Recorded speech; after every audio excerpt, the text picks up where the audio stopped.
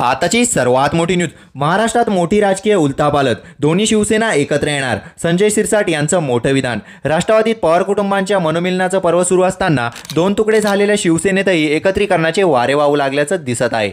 शरद पवारांनी तुटलेलं नातं जोडण्यासाठी पुढाकार घेतला आहे. तसं नातं जोडणं उद्धव ठाकरेंनी शरद पवारांकडून शिकावं असा सल्ला शिवसेना प्रवक्ते संजय शिरसाट यांनी दिला आहे. राष्ट्रवादीत दोन्ही बाजूने टाळी वाजत आहे, तसं शिवसेनेतही कोणीतरी टाळी घ्यायला तयार हवं असं मत संजय शिरसाट यांनी व्यक्त केलं आहे. संजय शिरसाट आणि शिवसेना एक प्रकारे उद्धव ठाकरेंना सिग्नल देत आहे काय, अशी चर्चा सुरू झाली आहे. दोन्ही शिवसेना कटुता विसरून एकत्र येतील का, असा प्रश्न शिवसैनिक आपापसात विचारू लागले आहेत.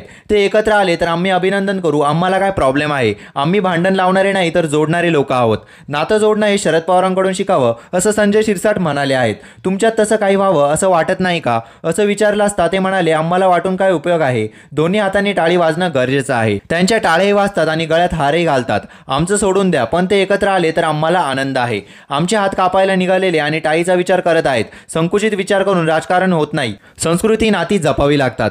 सर्व नाती तोडून पाठीत खंजीर खुपसून जाणाऱ्या संबंधी भावना विचार करणं योग्य नाही. लोकप्रतिनिधी या नात्याने सभागृहात भेटतो, एकमेकांना हाक मारतो, हस्तांदोलन करतो. ही संस्कृती आजही जिवंत ठेवण्याचं काम लोकप्रतिनिधी या नात्याने केलं आहे. पण पूर्ण पक्ष नावचिन्ह घेण्याचं काम ज्या पद्धतीने केलं त्याबद्दल चीड आहे, अशी प्रतिक्रिया सचिन आयर यांनी दिली आहे. अशाच नवनवीन व्हिडिओ बघण्यासाठी आपल्या चॅनलला लाईक आणि सबस्क्राईब करायला विसरू नका.